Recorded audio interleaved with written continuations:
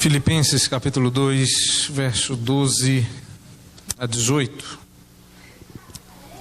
Deixa sua Bíblia aberta ali, enquanto nós nos preparamos para a leitura desse texto. Vamos pedir mais uma vez que o Senhor nos fale através da mensagem desta noite. Vamos orar. Senhor nosso Deus, nós estamos prestando-te culto, encerrando o nosso ano na Tua presença, porque também começaremos este ano na Tua presença, o ano que vem, pedindo-te que o Senhor nos abençoe sim, mas muito mais agradecendo as bênçãos que o Senhor nos deu. Tem misericórdia de todos nós, de modo que o nosso coração esteja aberto para receber a Tua palavra. E usa mais uma vez o Teu servo para edificar esta igreja. Nós pedimos no nome de Jesus. Amém.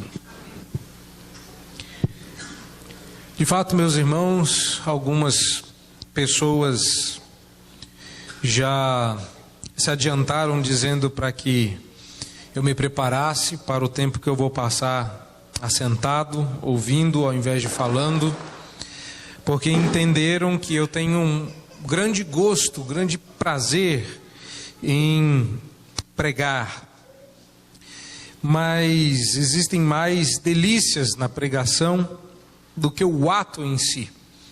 Gostar de pregar não é a mesma coisa de gostar de ser instrumento de Deus no processo da pregação. Tem gente que gosta de falar e ouvir a própria voz. Eu gosto de falar e de ouvir a voz do Fábio, que eu vou sentir saudade inclusive. Mas tem a parte boa, que eu não vou toda vez que ouvi-lo orar dizendo: por que, Senhor, essa voz não está aqui na minha boca?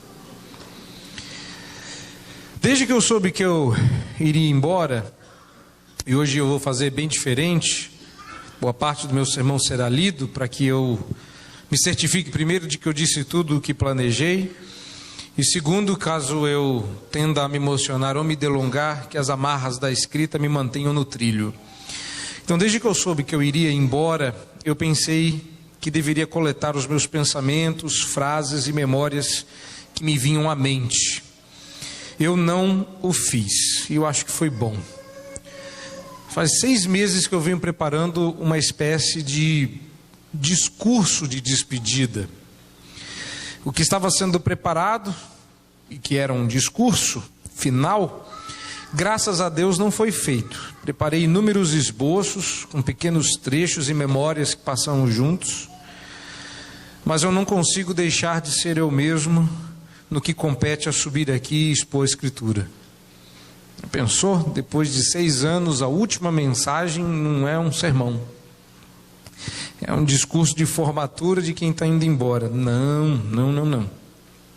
Eu descobri com o tempo e no decorrer desses 6 meses que eu só ficaria à vontade se eu me certificasse de que continuava e pela última vez estivesse oferecendo algo aceitável a Deus e não algo simplesmente ou apenas emocionante. Entendi que tinha feito uma boa escolha ao não preparar um discurso, quando vi que os irmãos perceberam o que marca o meu ministério.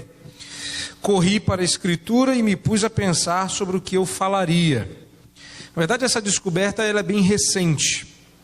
Eu imaginava que tudo aquilo que eu pensava no decorrer desses meses eu deveria dizer aos irmãos da mesma forma como eu sentia me emocionar.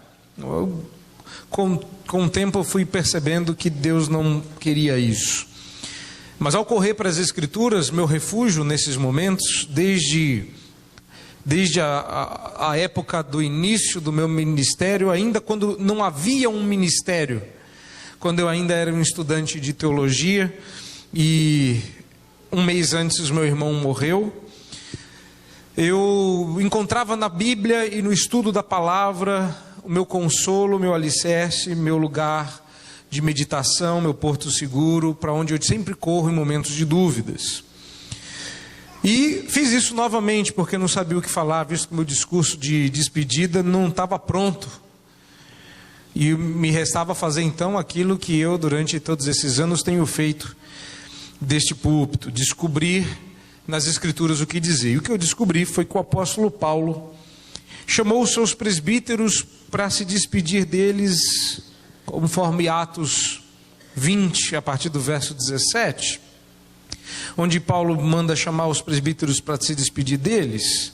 Depois descobri que no final da segunda carta que Pedro escreveu, também havia lá registrada uma despedida do apóstolo Pedro. E com o tempo, à medida que eu fui vasculhando, descobri muitos outros discursos de despedida que foram registrados nas Escrituras, inclusive as palavras de despedida do Senhor Jesus. Olha, no processo de descoberta, então, eu me vi tendo material farto para dizer o que fosse apropriado à igreja como última palavra de pastor de vocês. E as palavras que o Senhor Deus colocou em meu coração são estas: assim, pois, amados meus, como sempre obedecestes, não só na minha presença, porém, muito mais agora, na minha ausência, desenvolvei a vossa salvação com temor e tremor. Porque é Deus quem efetua em vós tanto o querer como o realizar, segundo a sua boa vontade.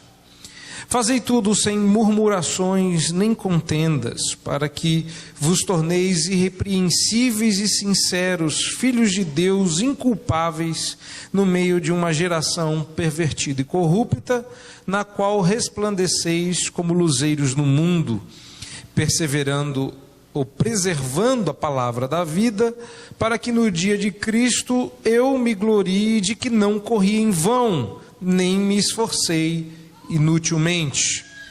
Entretanto, mesmo que seja eu oferecido por libação sobre o sacrifício e serviço da vossa fé, alegro-me e com todos vós me congratulo. Assim, vós também, pela mesma razão, alegrai-vos e congratulai-vos comigo. À medida que a notícia se espalhava, e o baque da notícia foi dado um bom tempo antes da notícia se concretizar, nós podemos perceber como Deus vinha agindo de modo a tornar a minha saída da igreja e a minha ida à África algo mais suave.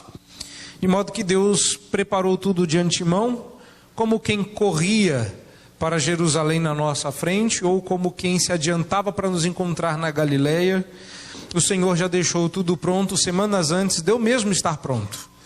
Então, antes mesmo de ter o visto na mão, Deus já tinha deixado tudo pronto lá na África. Mas uma dessas coisas que deu para ver também é que com o tempo o povo foi chorando menos.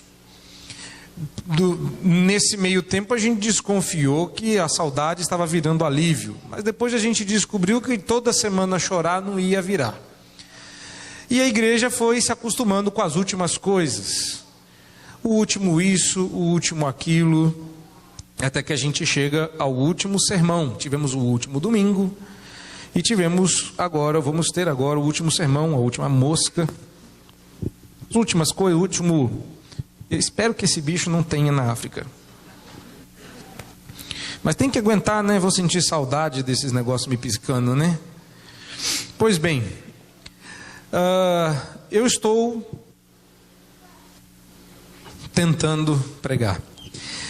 Eu estou baseando minha última mensagem em Filipenses 2, a partir do verso 12, porque o apóstolo Paulo vai usar dessas palavras para, de modo semelhante, se despedir da sua igreja.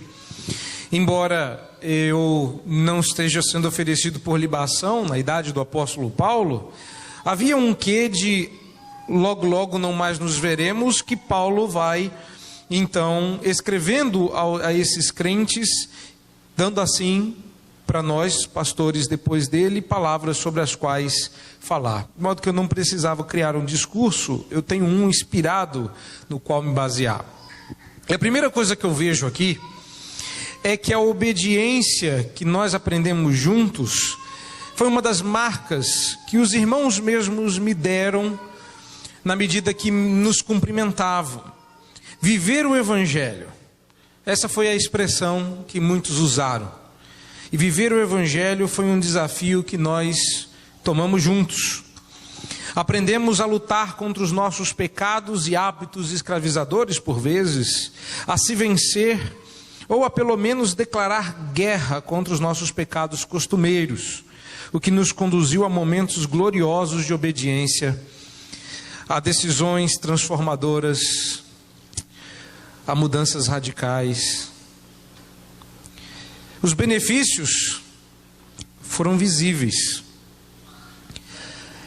E enquanto vocês se lembram de muitas coisas que eu digo ou disse, eu me lembro de muitas coisas que vocês disseram e fizeram, e eu tinha uma lista das coisas mais emocionantes desses últimos anos, mas que eu abandonei.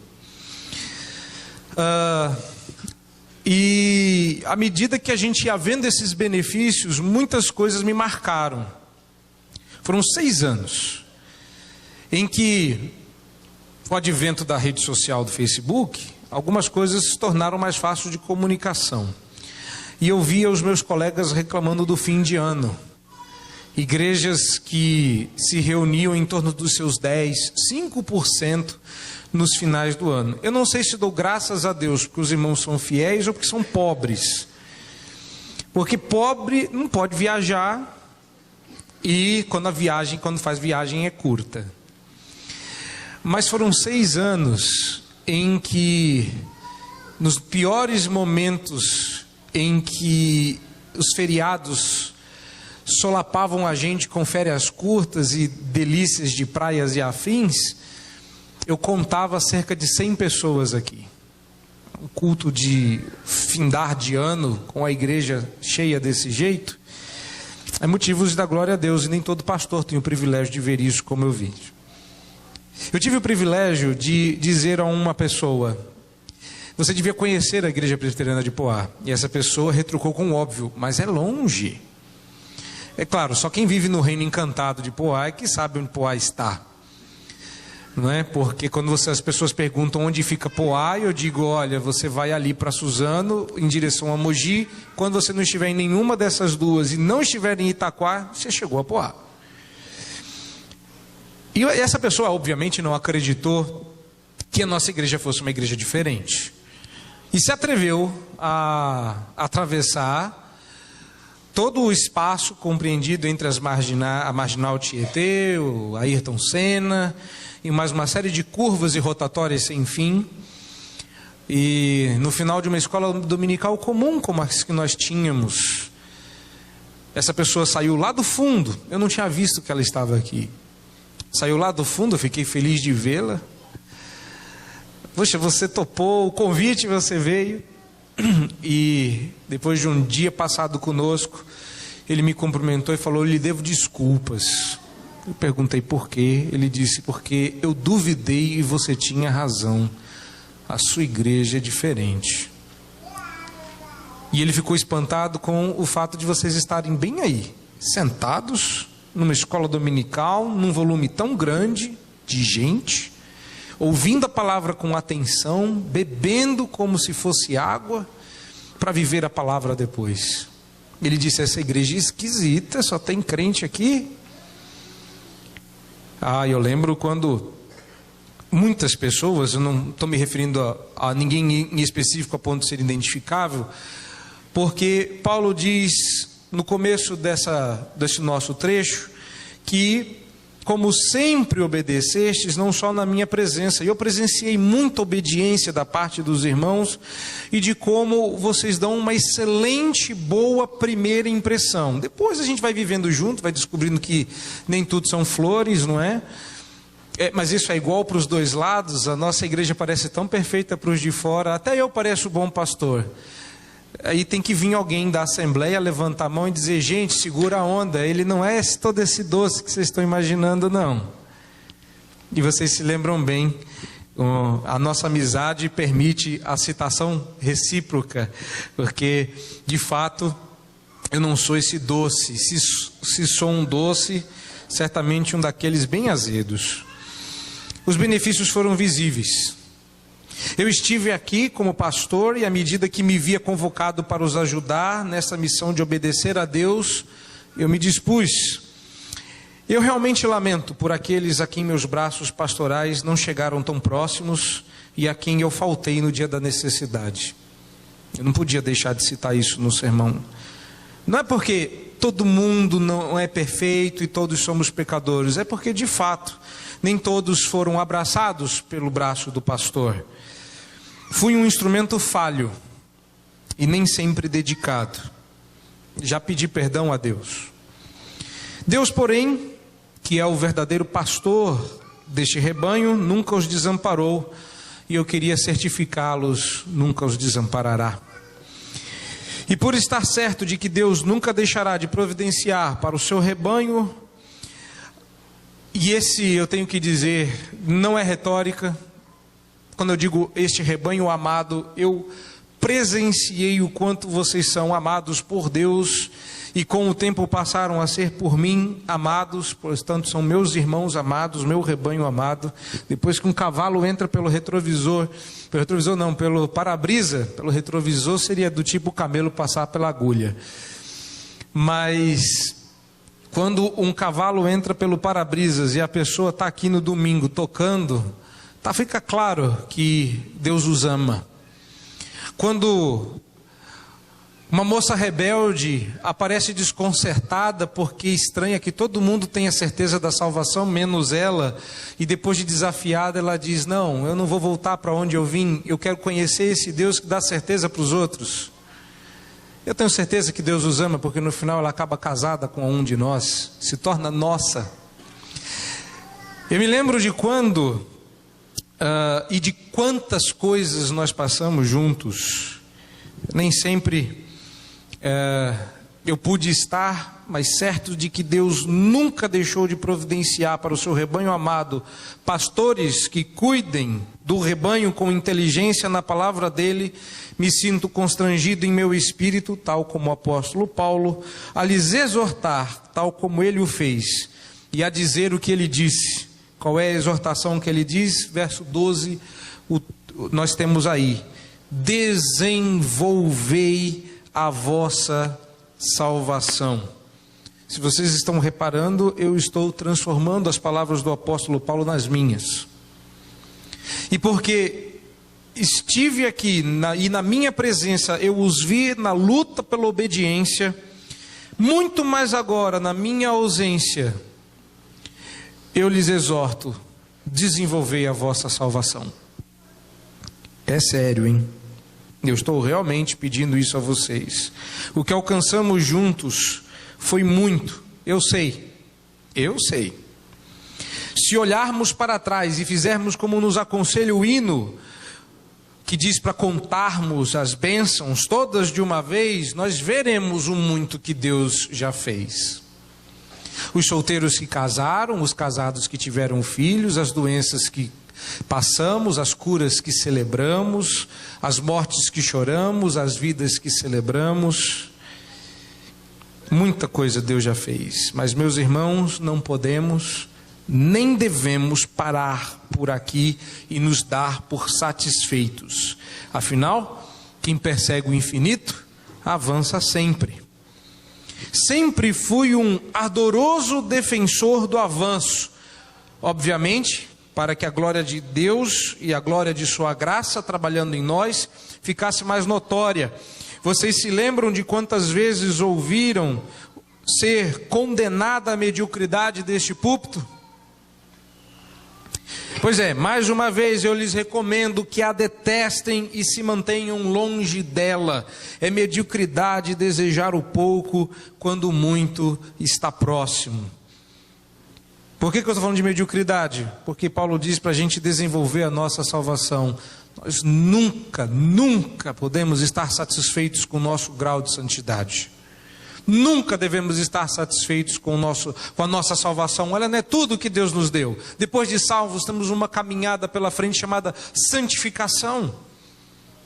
E o último conselho do pastor Paulo: faço minhas as palavras do apóstolo.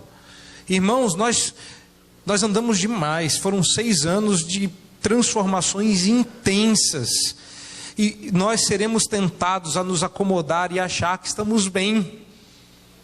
que finalmente a nossa igreja está doutrinada, que finalmente nós não vamos mais voltar para velhos erros, que finalmente estamos bem, que a igreja está em paz e nós vamos nos acomodar. Isso é mediocridade, nós estamos no meio do processo.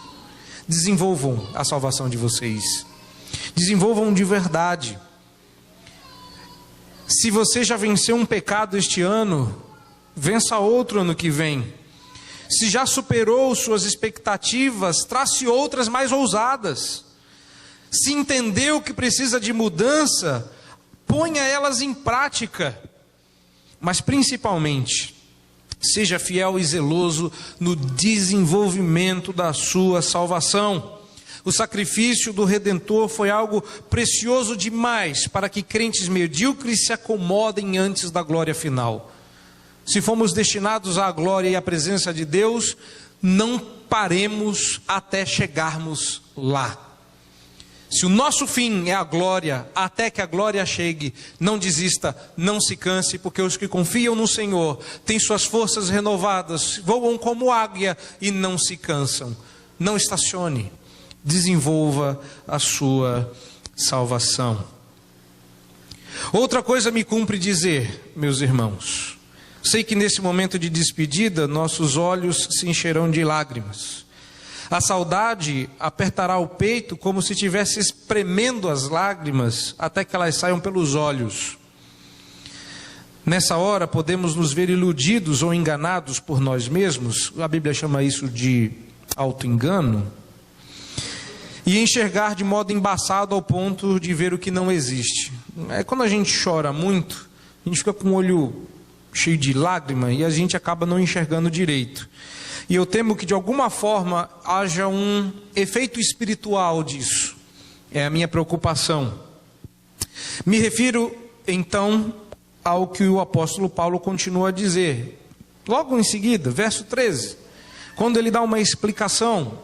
A gente sabe que é uma explicação porque ele faz a gentileza de colocar um porquê junto, dando a ideia de resposta, como se estivesse explicando os motivos para que na ausência dele, a salvação fosse desenvolvida por sua igreja amada. Quero só que os irmãos se lembrem que Paulo tinha um relacionamento especial com os filipenses. Os filipenses perceberam a sua necessidade e agiram. E Paulo, mais preocupado com a situação espiritual deles, no capítulo 4, adianta dizendo, olha, eu não quero que vocês achem que a ajuda foi inútil. Não, ela foi útil, veio em boa hora, que bom. Eu aprendi a viver contente em toda e qualquer situação. Mas a graça não é eu ter recebido o donativo, mas de vocês terem participado do processo. A graça é de vocês. A alegria maior é vossa. Mas perceba o carinho e a reciprocidade que Paulo tinha com os filipenses. Portanto, você vai percebendo que a escolha desse texto não foi aleatória. O apóstolo Paulo tinha com a igreja em Filipos um relacionamento tal qual o nosso. E é por isso que no verso 13 há uma explicação importante, cujas lágrimas não podem nos toldar de ver. Que é Deus quem efetua em vós tanto o querer como o realizar segundo a sua boa vontade. É Deus quem efetua o querer. Isso aponta para o fato de que eu, meus irmãos, pastor Jonatas, fui só um instrumento. Eu sei que na sanha de parecer mais humilde, muitos gostariam que essa frase fosse dita assim: eu sou um mero instrumento. Sou um reles instrumento, o servo dos servinhos, nas mãos de Deus. Não. Se não fossem os exemplos das próprias Escrituras, aliás, exemplo esse que está no texto imediatamente seguinte. Porque logo em seguida, Paulo vai falar de Timóteo e de Epafrodito, homens dos quais o mundo não era digno. Pessoas a quem Paulo recomenda que sejam recebidas com toda honra e toda alegria. Caso você queira conferir, é o verso 29. Honra e alegria são as palavras que Paulo vai usar. Ou seja, não vou dizer que fui um mero instrumento. Eu não fui. Não fui. Talvez eu tenha sido um mero instrumento para um ou outro, mas para a maioria de vocês eu fui um instrumento. Não vou dizer que fui um grande instrumento, que aí também já é demais. Mas se eu dissesse que eu fui apenas, ou tão somente, um mero instrumento de Deus aqui nesta igreja, eu poderia dar a entender que demonstrações de falsa humildade são apropriadas. Eu quero que você veja que Paulo, o apóstolo, se refere a homens que foram instrumentos de Deus importantes na vida dele e da igreja. Então, meus irmãos, sem falsa modéstia e bem consciente das minhas limitações, eu sei que não fui um mero instrumento, mas me vejo obrigado a lembrá-los. O autor da obra que se viu nesta igreja foi Deus. Vocês acham que eu não tive várias vezes que lutar contra a tentação de que o avivamento que a Igreja Presbiteriana de Poá passou não se devia ao meu ministério ou às coisas que eu falava, ensinava ou fazia? Essa tentação foi lutada várias vezes no meu coração. Eu vou dizer agora que eu vou dizer e vou sair correndo.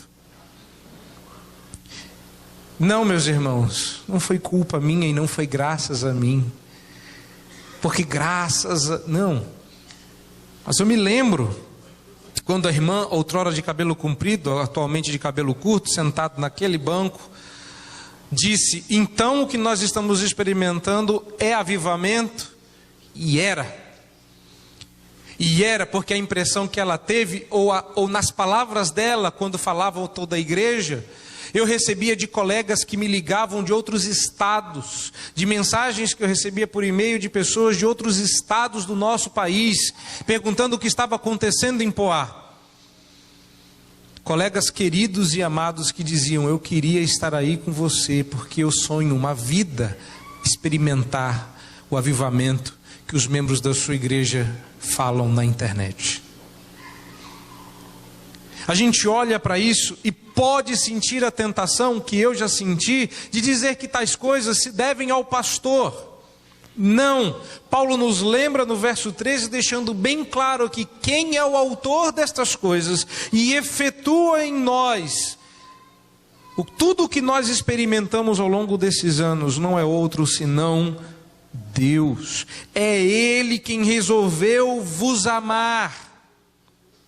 É Deus quem resolveu amar a Igreja Presbiteriana de Poá e em sua graça me incluiu e a minha família num processo que redundou na minha própria perfeição do amor de Deus e percepção desse amor, ou aperfeiçoamento do amor de Deus e a percepção desse amor por mim e por minha família. Em outras palavras, à medida que eu via como Deus os amava e eu estava aqui no bolo, eu fui percebendo o quanto Deus me amava e amava a minha família. Ao ponto da gente chegar com um envelope e só abrir ele aqui em Poá. Pois minha esposa chegou grávida. E uma das nossas maiores preocupações era que amassem a minha filha. E como ela não facilitou o processo, as preocupações aumentavam a cada dia. Porque hoje, ela já grande, é mais fácil se esquecer dos gritos, das corridas, e de quantas vezes a minha esposa se viu privada de ouvir sermões que marcaram a vida de vocês, porque ela estava marcando a bunda, perdão, pode falar isso, né? Bumbum da minha filha. E em tudo nós víamos o quanto Deus nos amava. Deus é quem efetua. Deus é o autor dessas coisas. Então, visto que devemos sempre manter o equilíbrio bíblico das coisas, eu torno pública a minha gratidão pelas inúmeras manifestações de carinho e de gratidão que os irmãos tiveram para comigo. Eu queria que os irmãos soubessem que eu as recebo com alegria e humildade. Saibam que eu fico muito feliz mesmo. Eu sei que eu estou lendo, e lendo a gente parece estar naquela alegria Mandela de ser, não é? Que vocês viram na despedida, mas é verdade. Eu realmente fico feliz mesmo. É que às vezes é difícil me enxergar nas descrições que os irmãos fazem do meu ministério. Eu queria ser tão bom quanto vocês fazem parecer. Mas eu queria que vocês soubessem que eu recebo. Não é artista gospel que está recebendo e apontando o dedo para cima como tudo para ele. Eu reconheço que Deus, em sua graça, generosamente resolveu me usar. E eu me alegro com isso. Fico feliz de verdade. Mas eu também queria dizer à igreja que o privilégio foi meu. E exortar a igreja a que sejam igualmente gratos a Deus, ou mais gratos a Ele, pois foi Ele quem providenciou que estivéssemos juntos nessa caminhada. Foi Ele quem operou em todos nós, tanto querer quanto realizar. Quando a gente fala disso, vem à nossa mente, até por conta da transição do verso 13 para o 14, porque Paulo vai falar que a gente deve fazer tudo sem murmuração e briga, e há sempre a lembrança dos ingratos. Então eu tenho uma rápida palavra a eles, que obviamente não estão aqui, mas se estivessem ouviriam, se estiverem ouvirão, e se um dia resolverem assistir, saberão. Então não é para vocês saírem falando, porque eu falo diante de Deus. Aos ingratos, bom, o amargor de seus atos são depositados diante do trono de Deus. Eu disse à minha esposa no elevador, enquanto subimos esta semana, sobre os ingratos. Eu disse a ela que eu não fiz para que fosse agradecido. Eu fiz porque era meu dever fazer. Mas se eles não reconhecem que devem agradecer, então eu os entrego nas mãos do Senhor. Ele lidará com cada um de vós. Ele os conhece e os julgará. Fiz o que fiz porque fiz para Deus. Nele descanso e nele me congratulo. Então, é isso que eu tinha para falar para os ingratos. Aos agradecidos eu falei primeiro e neles me alegro. Se há mais algum conselho a dar, melhor do que o que Paulo deu, eu não vou conseguir. Então vamos nele. Verso 14. Fazei tudo sem murmurações. É um conselho enorme. Eu quero que você perceba aí, porque ele vai dando vírgula, vírgula, vírgula, vírgula. O ponto está lá no finalzinho do verso 16. Então esse é o conselho.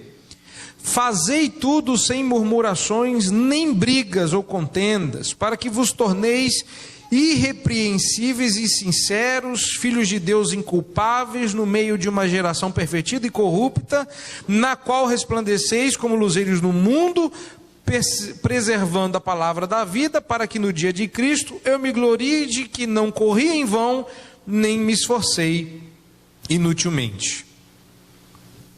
E curioso, porque à medida que eu li essas palavras, eu me lembrava do meu próprio ministério em Poá. Eu estive em suas casas,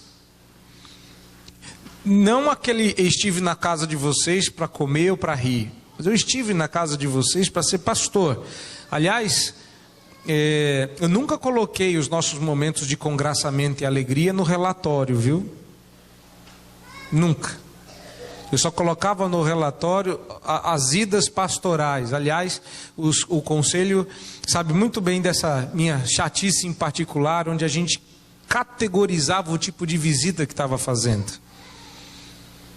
Não sei se eles continuaram a fazer após aquele tempo em que eu peguei no pé, mas fato era que nem toda visita ia para o relatório, porque nem toda visita era pastoral. Mas Paulo fala aqui de que ele se gloriará no dia de Cristo por não ter corrido em vão. Eu estive em suas casas, nos corredores desta igreja e no gabinete pastoral, conversando, aconselhando, puxando a orelha, chamando atenção, exortando, mandando você terminar o namoro, mandando você casar, pedindo para vocês terem mais filhos.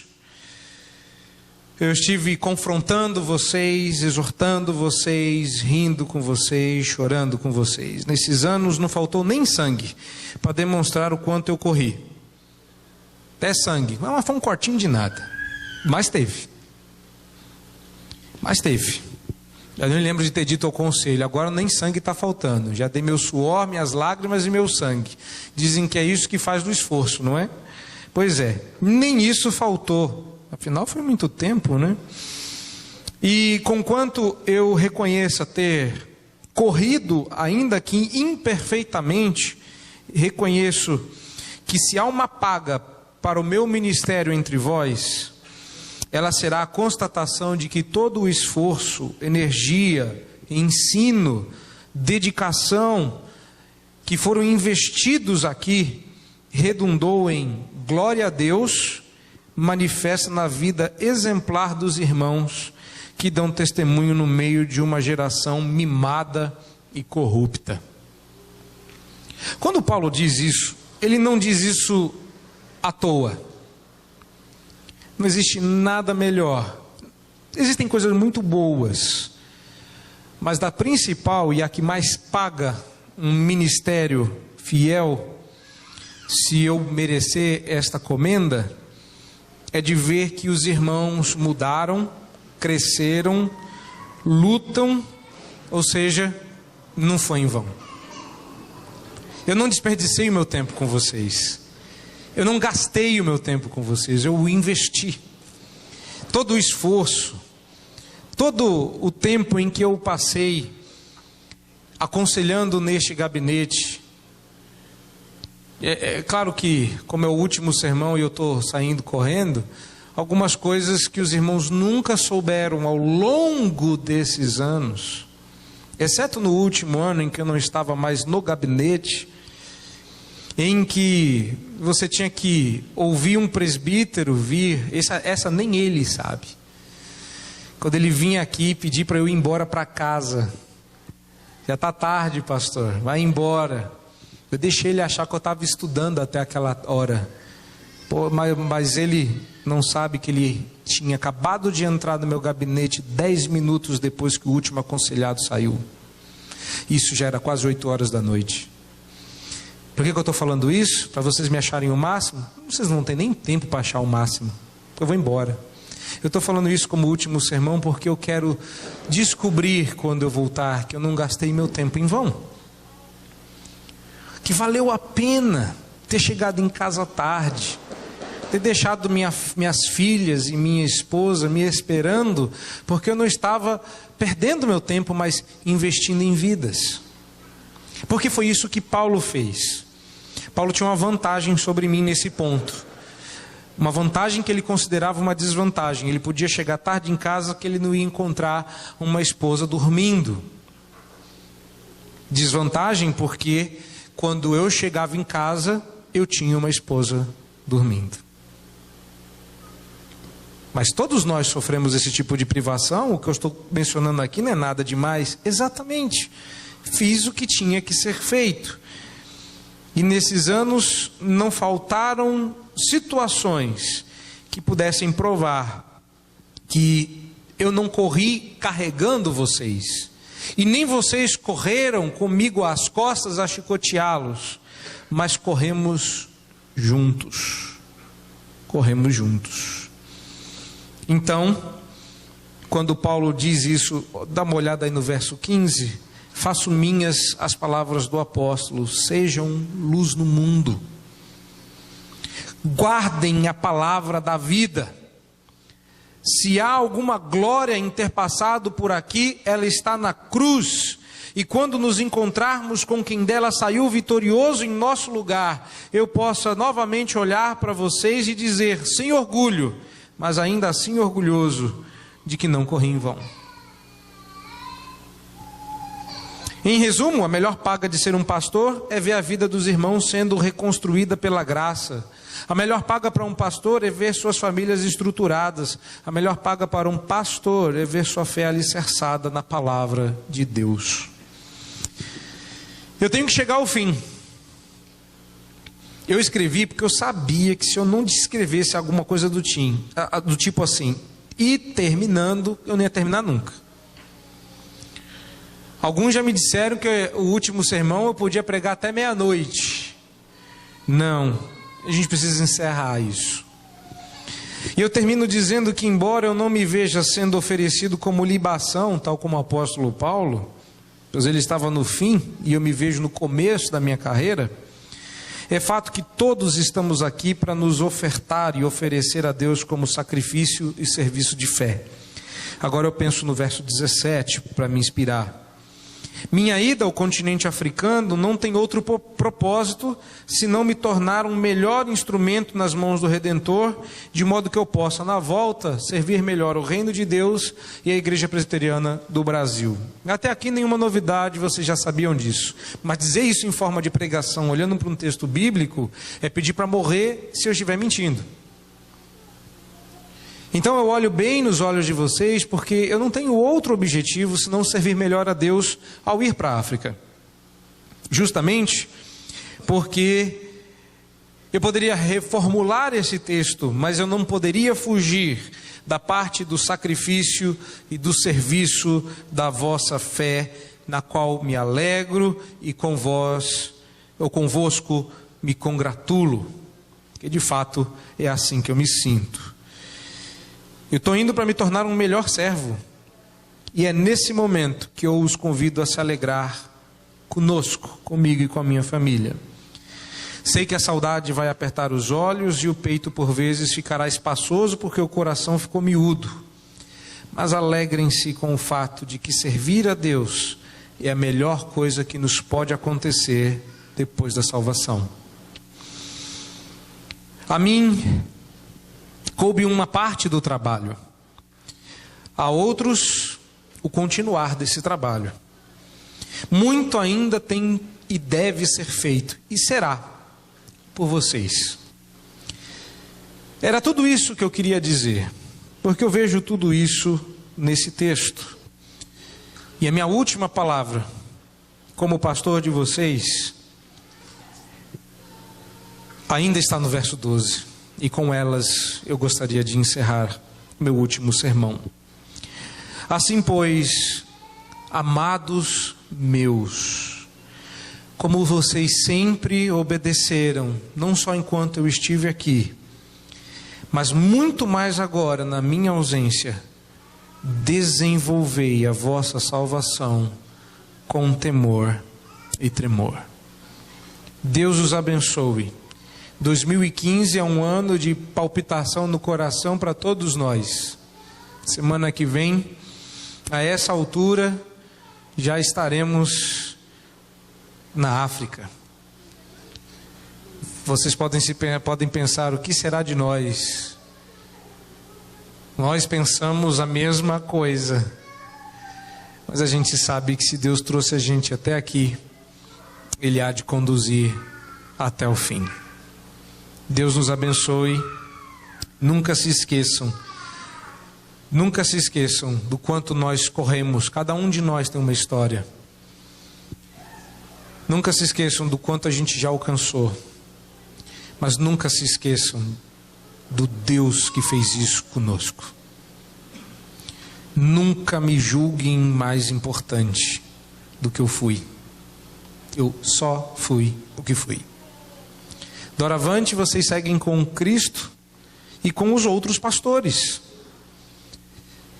Dos que ficam na igreja como presbíteros, dos que passam como docentes, mas fiquem com Deus, porque Ele é quem faz todas estas coisas segundo a sua boa vontade. Vocês não têm mais por que duvidar que Deus os ama. Então, vamos aproveitar o amor de Deus para nos alegrar. E vamos fazer isso com a maior e a mais rica das celebrações que a nossa fé tem. Deus os abençoe. Amém.